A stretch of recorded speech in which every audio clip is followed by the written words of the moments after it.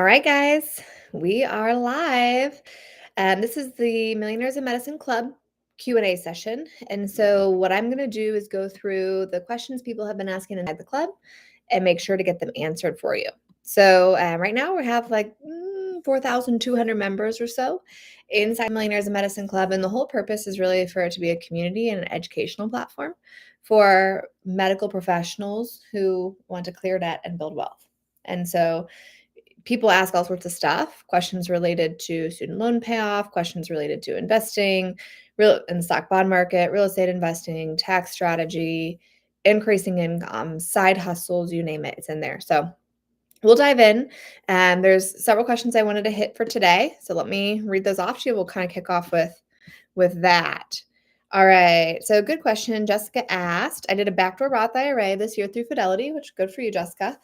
If you're not familiar, that's a strategy you can utilize if your income is above the limit for traditional Roth IRA contributions. Fidelity now has a very long holding period, which she mentioned. During the time, my money accrued $10 in interest from the money market account, which will happen in this interest rate environment, right?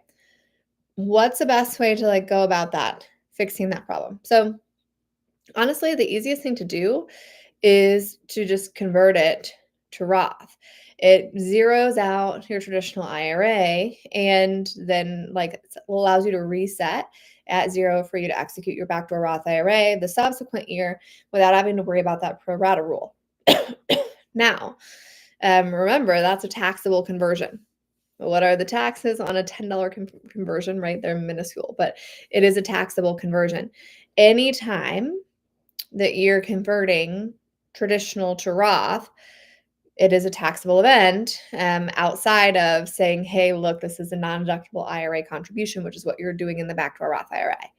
And so you would worry about making sure that you plan that out if it's a large amount of money for whatever tax bracket you happen to be in that year. No, $10, it doesn't matter. I would convert it to Roth. So that would be my approach. All right, let's see what's next.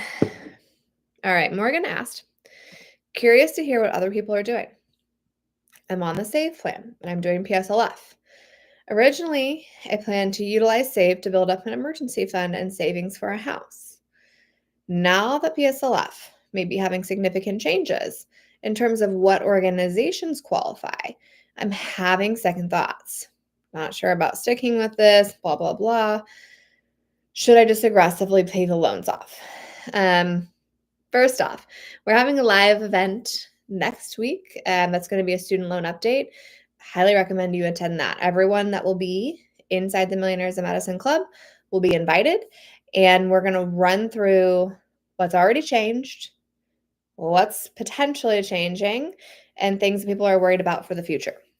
And so if you have federal student loans of any kind, you need to be there.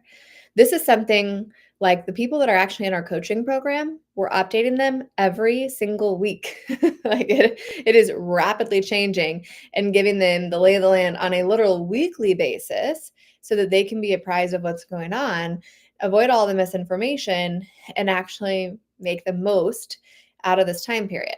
So one thing I'll say to Morgan is, you mentioned you're in the Save Administrative Forbearance, and while saving up cash reserves or saving for a house are important goals, I don't hear anything in this comment about your investing strategy. And so I would be really cautious. The biggest mistake medical professionals make with money is because it's conceptually easier to understand, their money plan involves student loans and saving and nothing else. You will never be successful that way. And so you need to be asking yourself how investing fits into this time period as well. Okay, throwing that out. So I don't want to give away everything from our event that's coming up next week, but in short, PSLF itself is not on the chopping block. Okay, the SAVE plan is pay as you earn, maybe as well. There's the latest saga over married filing separately, right? That's a potential thing as well. But public service loan forgiveness itself, it would actually take an act of Congress, not an executive order, to change. And so I guess I'll put it this way. It's very unlikely that PSLF itself will go away. It's highly likely, it seems, that SAVE will go away. Remember, SAVE is the name of the income-driven repayment plan that you chose to be on. Public service loan forgiveness is the modality by which your loans are forgiven at the end of 10 years, 120 qualifying payments on a tax-free basis. You can be on a different income-driven repayment plan and get public service loan forgiveness. And so what you need to do is actually stay very apprised of what's going on with the various income-driven repayment plans, which ones are safe, which ones are definitely not safe, which ones are in the middle, all of the different updates that have come upon us with income recertification time periods, when it's going to be strategic to be married filing separately, when it's going to be strategic to extend your tax return and use a prior year tax return for your income recertification. And so there's a lot of layers of strategy here outside of just saying, hey, should I just pay my loans off fast because PSLF might go away? I would not take that approach. If you have a substantial amount of time towards PSLF, there are other income-driven repayment plans you could utilize to get PSLF still if your debt-to-income ratio warrants that. Now, I will say there is a video in the Millionaires in Medicine Club. It is, I think, the second classroom module. It's totally free, walking through common student loan mistakes in general and the top 3 biggest PSLF related student loan mistakes. And so I would watch that to conceptually understand how valuable is PSLF to you, because it varies by person quite a bit. And if it's going to be a stressor for you, is it worth it? Excuse me, sorry. For some people, PSLF saves them 20 grand. For others, it saves them $500,000. And so the level of willingness you're going to have to deal with the income-driven payment plan chaos that is ensuing is going to vary based on what it's worth to you. So I would do 2 things. I would go watch that video on student loan strategy, PSLF mistakes, and then I would show up live next week when we go into the weeds on all of the student loan updates so that you can actually make more informed decisions that take the rest into effect. I said it once, I'll say it again. Please don't forget, you have to be investing.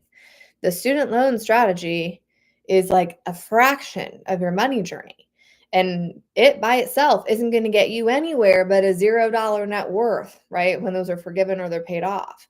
You have to build assets. Don't skip that piece. All right, let's see. Another question about the SAVE plan from Katie, but we just kind of talked through that. So let's keep rolling down here. Okay, here's a good one from Ashley. We built a 6-month emergency fund, but we're now saving for a maternity leave. We both have stable jobs. Do we keep a 6-month or 3-month emergency fund? And if we were to go to 3 months, what is in the account now for 6 months, pardon me, would cover the income missed while I'm not working? Should we use that money we were putting away into saving for investing? Okay, so good question. I think dual income household with at least no dependents right now, even with one dependent, you can probably get away with a 3-month emergency fund. If you have job stability, if you're like in pharma, you're an MSL, those turn over frequently, your locums work, there's long gaps between contracts, things like that, you might need to lean towards 6 months. But if you have job stability, you have a dual income household, and 0, 1, even 2 dependents, you can probably get away with 3 months emergency reserves. Now, when you say you're saving for a maternity leave, I personally would need substantially more detail than that. For me to plan an effective maternity leave, it requires knowing a whole host of additional maternity leave budget items so that I can have like the most accurate metric possible for what it's going to take. So just saying, hey, we had 6 months, the extra 3 months is in there, it's probably enough. I wouldn't settle for that. I would go through and figure out in the most detailed fashion, what is my compensation going to be for the time period that I'm off? If you're using a short term disability policy, I would actually call the servicer itself, not ask your HR, call the servicer of the insurance policy and ask them for a delivery of a child. What is the payout? Because you'll find it's often different than for other quote disabilities. And often it's different for vaginal versus cesarean section, how long they will actually pay you out. So I would find an exact number for that. I would then, if your partner plans to take time off, I would get an exact number for their parental leave. Now you have the at least amount of income you're going to have over example the 3 months that someone's on leave, right? Next, I actually build out forecast out budgets for those months. You'll have additional expenses, right? But you won't necessarily have a childcare expense. You'll have additional expenses though. One large one is going to be medical expenses that are going to come up, and the other one will be additional baby stuff, right? Once you actually forecast out a budget for 3 months, you have an income for 3 months, you can determine the gap. The gap is what you'll need to pull from savings on a monthly basis in order to make things float. That is the amount of money that you need for the 3 months in terms of missed income. I usually calculate the medical expense part separate from that, layer that in too. Figure out, hey, do I plan to be somebody who's investing for kids? We like to kick off UTMAs nice and early. And so when we do that, that's in the maternity leave budget because I like to get that going right away. All those things are built in. And then after that, I actually forecast in another month out into the future of what does it look like when we have childcare, when both partners are back to work, if they plan to return to work. That is almost never done. And then people get just literally backhanded by the childcare expense and have no idea what that's going to look like in a monthly budget once it's done. So I'll forecast out the actual parental leave time period in terms of monthly cash flow, then forecast out what does cash flow look like beyond that with childcare expense, which if you live in 2025 in America, you already know your childcare expense because you better been on a wait list for like 12 months. It's crazy to get any kind of childcare. It's also crazy how expensive it is. So you got to make sure that all that's planned out in advance. So I would have my 3-month emergency fund plus an exact number. What do I need for parental leave? The other thing to factor into is even before you go on leave, if you have a baby on the way, which you should plan the big expenses, right? There's a lot of little stuff, but you should plan the big stuff like nursery furniture. If you're going to, do a crib, do a bassinet, car seats, stroller, all the stuff that's like multi hundreds of dollars or more, decide a budget for that early and factor that in. Maybe you're somebody who's going to get on Facebook Marketplace and grab all that. Kudos to you. Maybe you're someone who's like, I'm buying a snoo, I'm buying up a baby Vista, I'm buying all this super expensive stuff. Then you need to have a budget for that too. So you should have an all-in number. And that should be the number that you're looking for when you're figuring out the cash reserves. Now, the question at the end was, hey, by the way, like, what about investing? Should we be doing that with this money? You should have been doing that all along. There's almost no instance when you're outside of critically low cash reserves, meaning like you don't even have enough cash to cover your insurance deductibles. There's almost no instance where you should be only saving and not investing. It is way too big of an opportunity cost. Like, I don't care if you have a baby coming. I don't care if you're trying to buy a house. I don't care if you're trying to change jobs. You should still be investing. Maybe it's not your goal amount, but it should never fall off the table. That should never be placed entirely off the board. If you at least view it as a dimmer switch, maybe you turn it down for a little bit, but you have to realize there's tremendous urgency in you getting that back into play. And the longer that you wait, the harder that it is later. And so, again, almost no life circumstance where that's an okay decision, with the exception of credit card debt, or I have what I call critically low cash reserves, meaning I can't cover my insurance deductibles, and the smallest thing, a fender bender, would send me into credit card debt. Once you're past that, even if you don't have a fully funded emergency fund, you should be investing. Now, how much you need is an entirely different story, right? Like most people are shook to find out how much they need. We actually do this for all of our coaching clients. They'll tell us like, hey, this is what I want to do. Maybe it's retire at 65, almost never. Or maybe it's like, I want to retire at 55.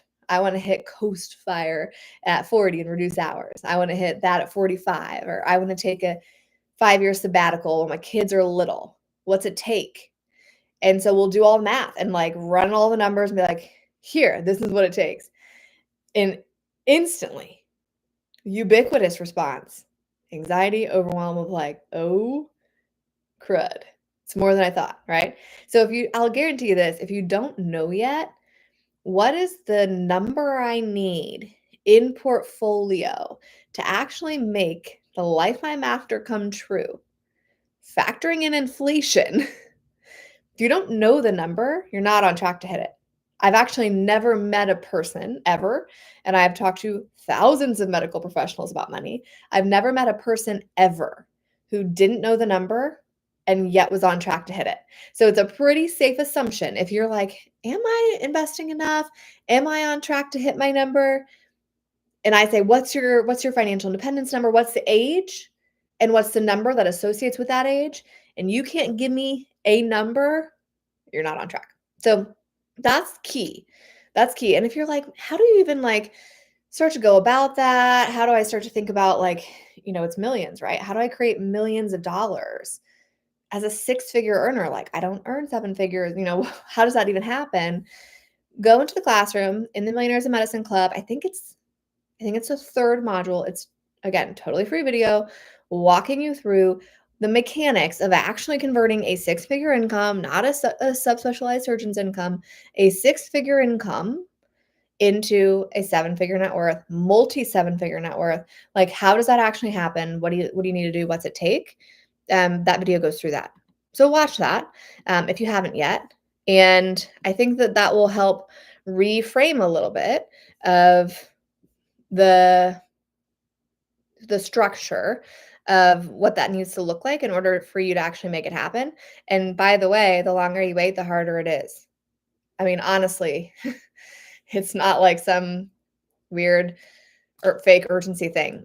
When we have people come into our coaching program who are like 33, 35, 37, 40, the look on their face compared to the look on the 26-year-old's face, 28-year-old's face, night and day. Because what it takes is dramatically different.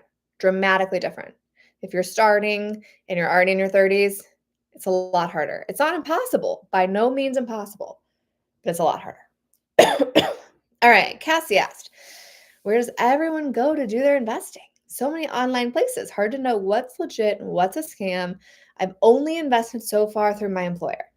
Well, Cassie, I'm glad you asked because you have to invest outside of your employer. You're not going to hit the goal, and you're not going to hit the goal in the best tax strategic way if you're only investing at your employer. So you have to invest outside of that. Now, there's all these apps, right? There's Robinhood, there's Acorn, there's whatever. I tend to steer clear of all of those. Those are really geared towards day trading. That's how they're structured. Sometimes the fees can be less transparent, but the intention behind those platforms is to promote day trading. Day trading is not how you build long-term wealth. It's actually how you lose your butt in the stock market. And so if you are looking for a platform to say, hey, I want to build long-term wealth, I want to invest, and I want options to accounts with no fees and low-cost funds, so I'm not paying a bunch in fund fees, you're looking at Vanguard, Fidelity, Charles Schwab. Not paid to say that, but those are hands down the best custodians for access to low-cost, low-fee investing. You're going to have to figure some of this out. You're going to have to go, how do I invest outside of my employer and actually take the leap and do it? Because if you don't, what will happen is you'll enter a season where I kind of just leaned into of it's so dang hard to catch up that in and of itself feels like an insurmountable challenge. It's better to eat the elephant one bite at a time, start at the beginning, early on professionally, and tackle the idea that I'm going to have to do some investing outside of my employer. A lot of people don't because you actually have to know a little bit of stuff, right? At your employer, it's really easy. They open a 401k for you. You tell them how much money you want to put in. A lot of times they'll even auto allocate your investments. And so you do nothing. You have no idea what your money's invested in. You have no idea what your fees are. You have no idea what your asset allocation is, but you can do nothing and it'll be an investment, right? Where if you open a Roth IRA or taxable brokerage account outside of your employer and you start investing, well, first off, if you just contribute, you didn't invest at all. You actually have to go in and buy funds, which means you got to figure out what funds to buy, which means you got to choose your asset allocation, which means you got to pick the big picture plan, right? So it takes a little bit of effort. But the absence of being willing to do that will create a disaster. So you really do have to like tackle that early on. Be willing to go out and do that. That little extra work is the thing that prevents a lot of medical professionals from doing it, but it's the only path to real wealth. If you have all of your money in a 401k, assuming you made all traditional contributions, you have put yourself in a position where you have literally no control over your future tax bracket. When you retire, you're going to get hit with RMDs, required minimum distributions, out of that account. It's going to put you in a specific tax bracket based on what the number is. You have zero control over it. All of it's taxed at ordinary income. And so if you have a situation where all of a sudden income taxes are sky high when you retire, which, oh, by the way, if you think income taxes are high now, you obviously haven't looked at historical income tax brackets, okay? Because we're not in a season where we're in high income tax brackets historically. And so if you think they're high now, well, just wait, because if they're really genuinely high when you go to retire, that $1,000,000 in your 401k doesn't go nearly as far, right? This is why you need tax deferred money, you need after tax dollars, you need tax free dollars. The only way to execute a tax diversified portfolio is to invest outside of your employer. You have to figure it out. So I would strongly encourage you go to one of these low cost custodians, take the dive into personal finance. It is worth it. If you're like, oh, I'm not sure, go I don't remember which classroom module it is. I remember I recorded this training on actually like what is the return on time for you to go and figure this stuff out. Because it's one of those things where it always feels like, oh, I got a million things to do. I'll learn about money later. Who has time for that? But the return on time is so much higher than the return on the time you spend at work. Trust me. Go through the video. I think it's the fourth video in the classroom. It's called, I forget what I called it. Something that's like you need to learn this stuff or it pays to learn this stuff, something like that. Fourth video, and in the video, I walk through all the numbers. Like, what is the genuine return on you taking the time to learn this stuff? And why does it matter? Like, why can't you just offload it or bury your head in the sand and not do it at all? Well, go watch that. I think it'll change your approach.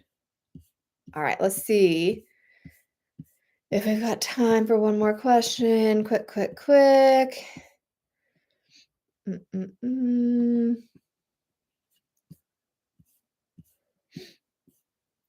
This is a post about Dave Ramsey. So I would be cautious if you are getting from anyone extraneous the idea that you should follow the Dave Ramsey plan for your student loan debt. I'm not anti Dave Ramsey. I actually think he's a really good human being who has helped a lot of people, especially people with a lot of consumer debt, a lot of credit card debt, high car payments. Dave Ramsey's advice can be really helpful in that regard. If you follow it for your high dollar federal student loans in particular, you're making a big money mistake. Big money mistake. That's actually one of the mistakes I cover in that very first classroom video about student loan strategy. I walk through what does it look like if you do that? What happens on the back end? How difficult is it for you to ever retire, even in your 60s, if you take that approach and you're someone like us who has 100,000, 200,000, $300,000 in student loan debt? Actually, one of our clients in our coaching program was talking to their CPA and they made the comment to them, have you ever heard of the Dave Ramsey plan? Because they have a lot of student loan debt. And it's like, man, this is why they're empowered though. I get frustrated when I hear that because I'm like, you're speaking out things to people that you don't know if they're applicable or if they're good for them. But that person, because they're in our program, they're equipped with a table. They know exactly, what does PSLF cost me? What does taxable loan forgiveness cost me? What does a standard payoff plan cost me? What does accelerated payoff cost me? They were pursuing PSLF, and they knew the exact hundreds of thousands of dollars that that approach saved them over an accelerated payoff plan, because they had all of their student loan strategy mapped out with numbers on paper to like whip it out on their phone and be like, listen, this is the massive savings by me taking this approach. So, yes, while I've heard of Dave Ramsey, I'm also aware of student loan strategy, and I have exact numbers because I'm an empowered medical professional to recognize what's actually going to be best for me, rather than just like, oh, blindly, hey, yes, debt is bad. Let me follow the masses. And so, again, really go back, watch that video. If you're facing credit card debt, Dave Ramsey will help you. But credit card debt and federal student loans are not the same thing. There's no taxable loan forgiveness for your credit card debt, trust me. There's no National Health Service Corps. There's no public service loan forgiveness. There's no strategy. Credit card debt is different. And so you have to separate those out in your head, recognize that there's a big difference in the way you should approach debt based on type, and categorize separately debt associated with income producing assets, like the mortgage on your rental property if you have one, and debt associated with student loans, particularly federal student loans, right? Do not get lumped together with credit cards and car payments. Okay, well, we've got 2 live events next week. One, we are learning from an expert who's done hundreds of millions in large multifamily on what it looks like to be a limited partner or a passive investor in a private equity real estate syndication. That should be great. We also have a student loan update. Walking you through all the nitty gritty, all the real stuff so that you actually know what's on the chopping block, what's not, what's safe, what's not. So I hope to see you at both of those. We'll wrap it up for tonight, but I hope everyone has a good time.